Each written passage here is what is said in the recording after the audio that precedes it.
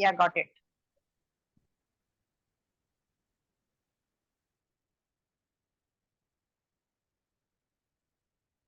Shall I read?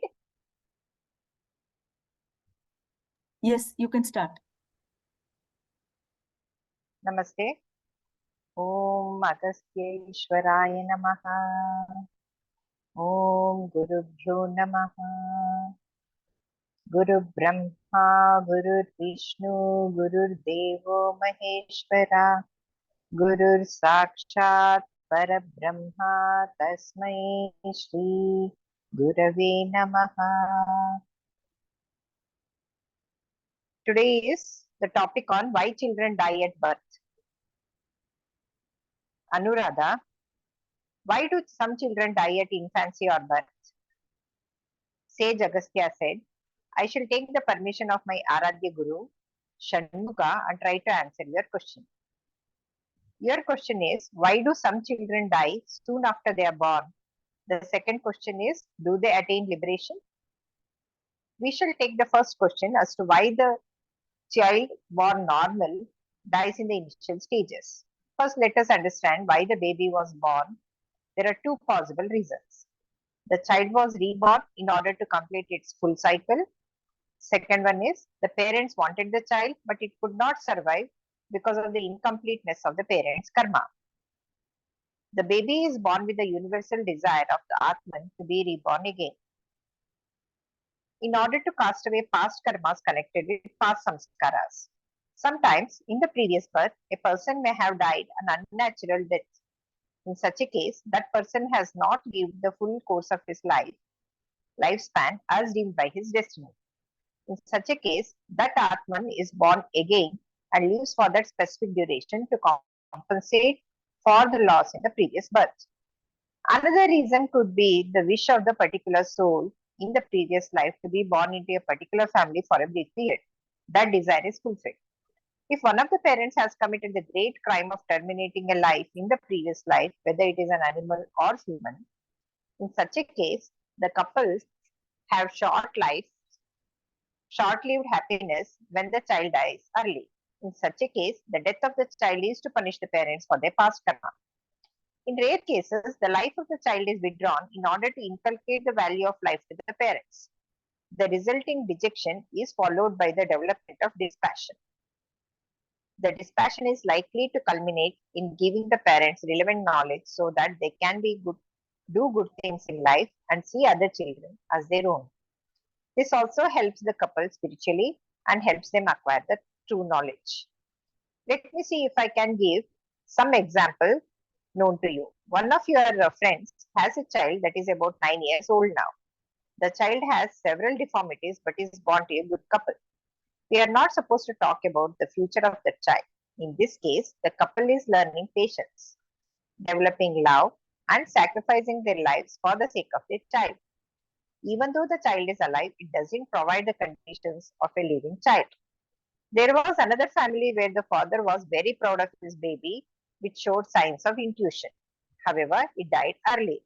In this case, it was an evolved soul born in the family to complete its life cycle. The second question is whether the child that dies at an early age attains liberation. Should we discuss about the first question, Akka? Sumati Yes, Akka, yes. before we go to Sammy, the second. Yeah, Sammy is there. So, yes, yeah, yes. brother Karapanaswamy, brother. Good evening, sister. எப்படி இருக்கீங்க? How are you? We are good. We're waiting for your explanation. Yeah. The first question is, child was born in order to complete its full cycle, right? Yes.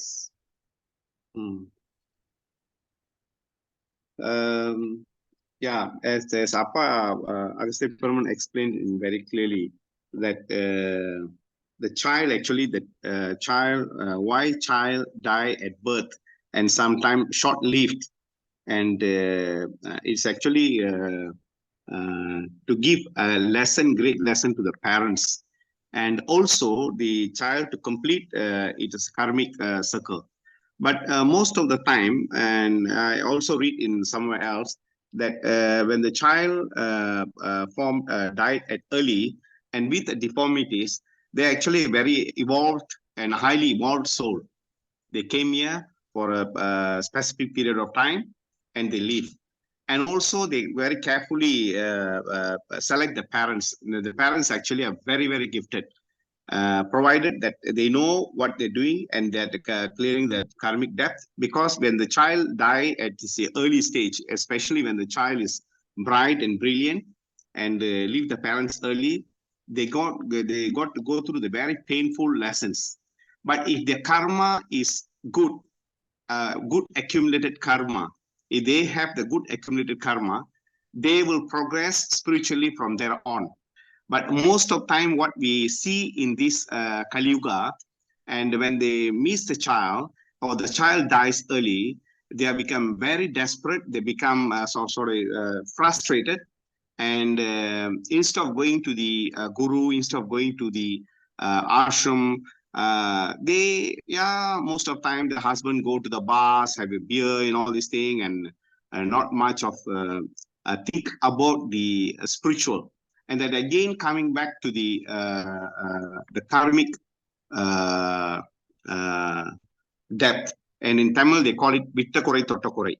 If you have a very strong Vittakurai Tottakurai, that means you have the past connection, you'll straight away connected. Because the moment being the Indian, normally once we have a child and the child leaves us in a short life, we immediately run to the God, to the deity.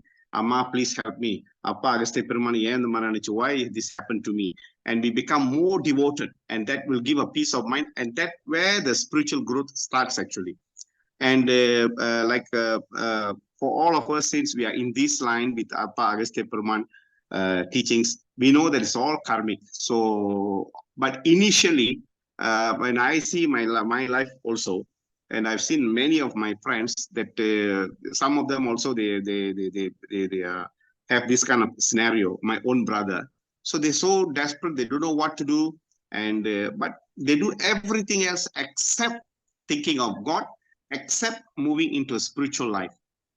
The very purpose of the newborn, I mean, baby or any child or any soul come into our life and leaving us, is actually a lesson for the hard lesson for the parents. And as explained by Appa Agastya Perumal, that we would have taken people's life in previous birth, or any animal's life in previous birth. So actually paying back. But that kind of basic knowledge is actually that's what we call Vittakurai Tottakurai. Once you have the reconnection, you will connect it. After that incident, you will connect very fast. Otherwise, it will take by the 30, 40 years, by the end of their life, then you realize, oh, my child left actually taught me a good lesson.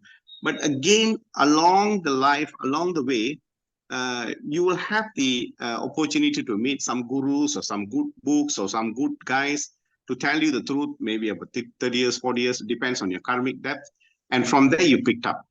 And that's my little explanation. And please forgive me if not this thing. And please share so that we also can listen from others. Very nice explanation, Anna. Yeah, very. Anybody else would like to share? Here I would also like to, add, like confirm what. Please open your videos now, so that we can interact better. See, so when Krishna was born, so before that, 7 children get killed as soon as they are born. And we are told they had that, like it was told, they had that kind of, karmic debt, that they have to be born once, and then, that karmic debt is paid off. So that is why those 7 children had, that's how, I mean, that is what I've heard. So I don't know if someone can add to it. So what happens is actually, when a child dies, in all probability, it is an evolved soul which had some small debt that had to be paid off, and it comes and it just goes off. And in that period, if it is born to parents who also have kind of a karmic debt to pay off. Instead of, as Sami's brother said, instead of suffering and instead of crying over the child's death, that is an opportunity for you to go into spiritual life, seek God and seek yourself, and evolve yourself. That is what I felt. Yeah, Sumani sister. One more, that's true. And actually, the very purpose of we are reading and understanding discussion is actually, if this kind of same scenario happens to our colleagues or any friends, we are supposed to share this knowledge to them. At least we can be helpful of them. And as I mentioned earlier, that sometimes the child with a lot of deformities, blind, deaf, and all these things, actually are very highly evolved soul, it seems. They come here, they clear their death, and they go. Unless complete mental deformation, that's different. Because once you have a mental deformation, your sense are not working. As Appa Agastya Peetam telling that the moment the sense is not working, your spiritual progress is zero. That means you came here only came to the earth to clear your extreme the karmic debt. But when the child is blind and sometimes deaf, then sense is still working. He can feel and all this. He can talk. Then that could be one of the highly evolved soul. They came here purposely to clear the karmic debt and leave. In that kind of scenario, normally they will be born in a good family, a reasonable good family, because the highly evolved soul, they got all the good karmas with them.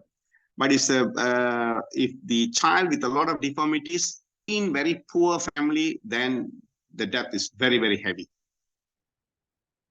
That's my input, Ma. Thank you. Thank you, brother.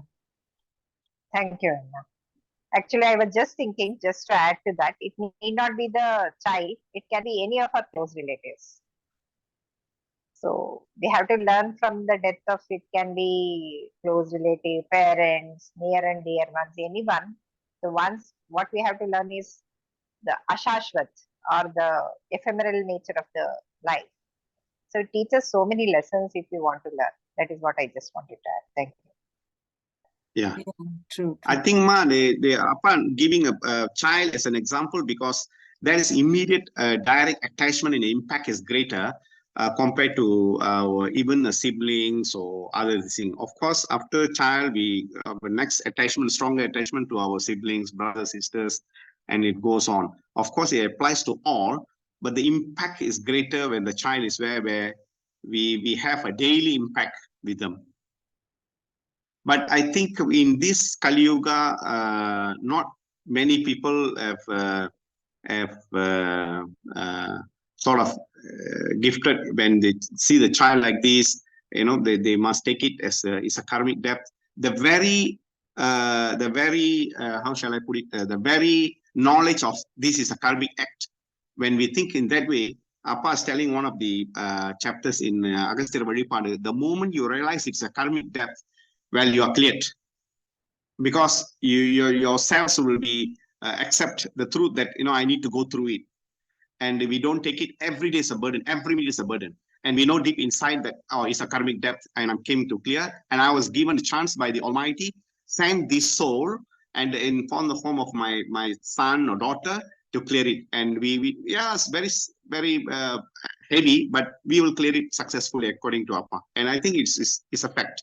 In our daily life, any cases, any difficulty we face, and the moment we think that, thank you God, I'm clearing my karmic debt, the moment we have that kind of sense, it seems, or not only ourselves, but the whole universe is with us to clear it, because we understand the very basic, because that will lead us to the good conduct of life, the love, pasam, anbu, nesam, the love, the caringness, the tolerance, and all these things will come together with it, because we are ready to accept it, and we know that we are clearing our karmic debt. Because Appa is telling in one of the chapter that when people are going through karmic debt, why are you crying? And when they do all the mistakes, never bother about it. And Appa virtually actually is a bit upset. He said, when let it be a daughter, let it be a son or whoever siblings, when they're suffering, why are you crying?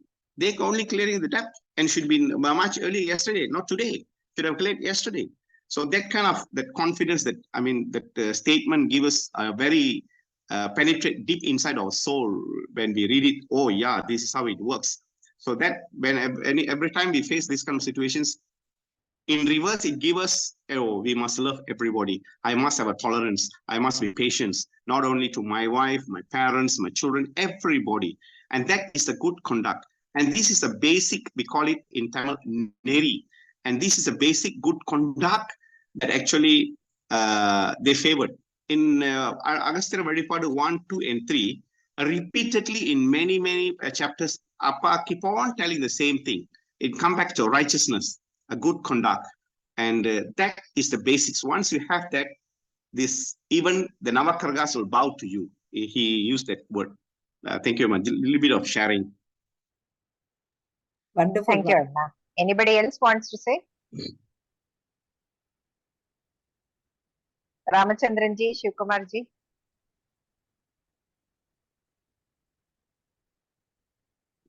Otherwise, we can continue reading. Please tell.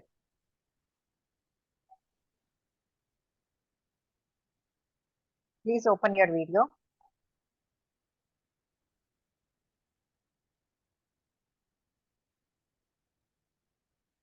Shivkumar ji, you were talking something?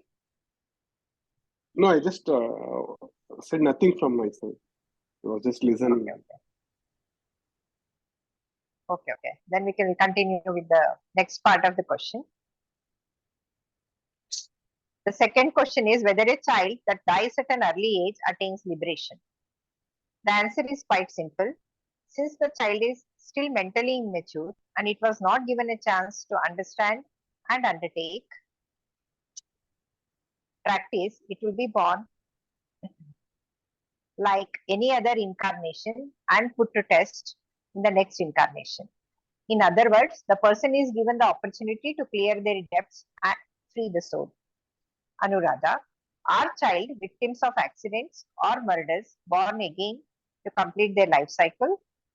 Sage Agastya. You see, age is determined long before the child is born.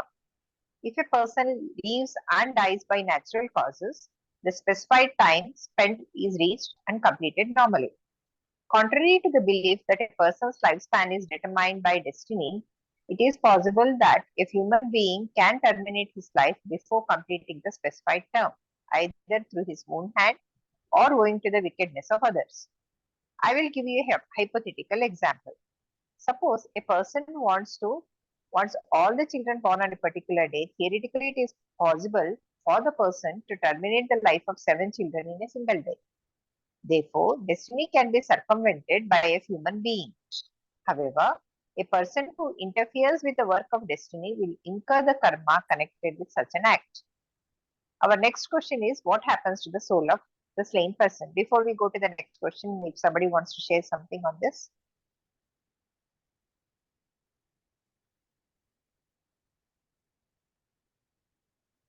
What happens to the liberation part of the children? I think it was Yeah, ma, as Appa was mentioning earlier, and on the liberation, this is very straightforward, because when the child is formed with the mentally immature or mentally retarded, and that means the sense is not working. So the life on the spiritual part is completely gone. Liberation is linked with the spiritual progress.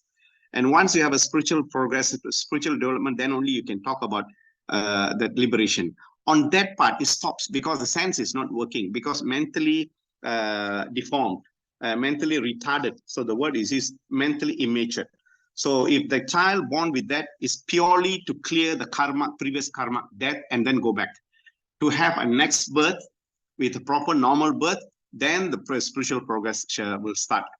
But if for the second question in the following paragraph, if a person is determined, the age is determined before we were born, and Appa is giving the example is about 80 years your age, but your you take your life by force or by murdered, whatever, by 20. So 60 years, the soul will be in suspension, which means to say, even if this the soul is in with a good karmic, then the guardian angels, Koladevam, whoever, will depart the knowledge. So the progress, spiritual progress will still go, although you do not have the body, because mind will be there. But if your karmic depth is heavy, the 60 years, the balance of 60 years, you will be spending on taking revenge instead of spiritually evolve. And that's the next thing, I think. Thank you.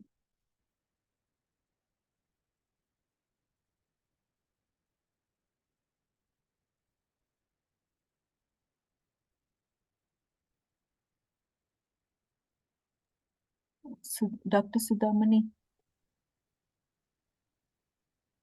Hello, Ma, Dr. Sudhamani. Yeah. Shall we start? Actually, the time for this one is, we are nearing this one, SAR, because it's the 40-minute period. Okay. Should we leave it and rejoin again? No, no, sister, you can continue. I think you can continue till Anuradha again, she talks, no? 2 more paragraphs, I think you can read. Okay. Let me read. Our next question is, what happens to the soul of the slain person? It is natural that the soul bound by the mind of the slain person has to wait for some time before getting another chance at rebirth. Let us assume that a person kills someone who is 20-year-old. The person who was killed was destined to live for the age of 80. That means it would have to take another 60 years for that person to complete his life cycle. The spirit of that person will now have to spend that unfulfilled lifespan of 60 years in suspension. It is during this period that the spirit of the same person can find time to take revenge on the person who terminated his life. One category of spirits belongs to this group. There is another category of spirits that spend an exceedingly long time suffering in ignorance owing to great crimes committed by them. In such cases, the period of suspension is a punishment. Anuradha, if a spirit takes revenge, is that not subject to karma? Sage Agastya, yes. Here the action of the spirit once again attracts karma.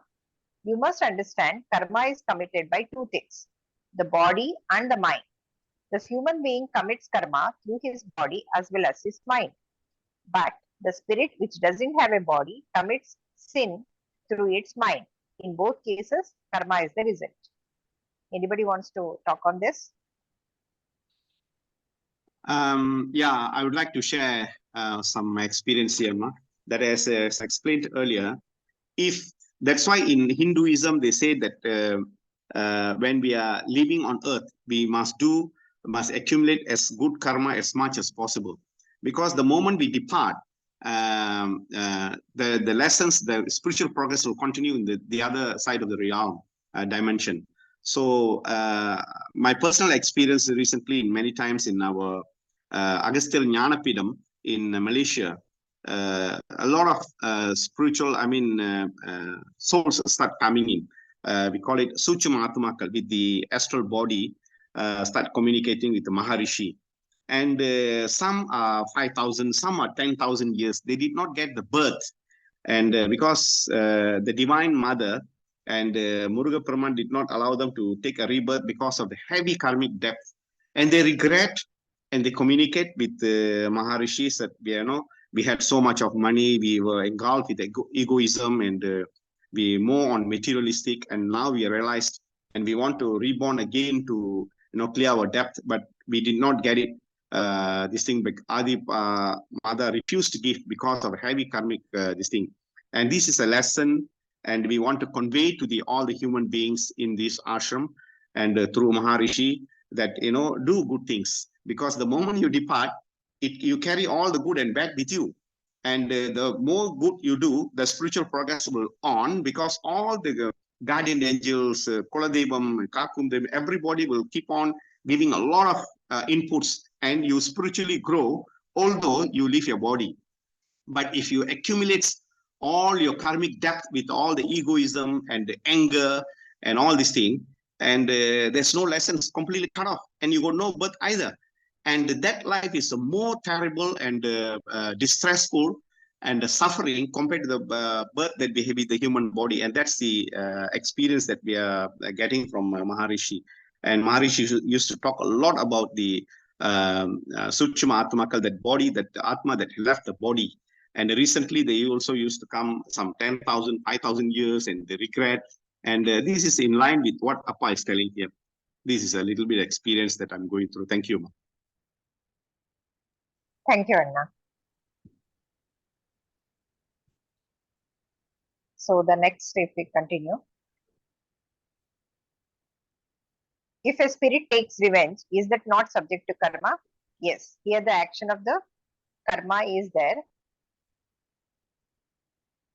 Action of the spirit once again attracts karma. You must understand karma is committed by two things. One is mind and the body. Accidents are slightly different from murder. If accidental death is there, in accidental deaths, the negligence of the person is involved. For example, road traffic accidents. In any case, the accident occurs without planning. That is the critical point to note. Since no planning has been made to terminate life, such a person is innocent.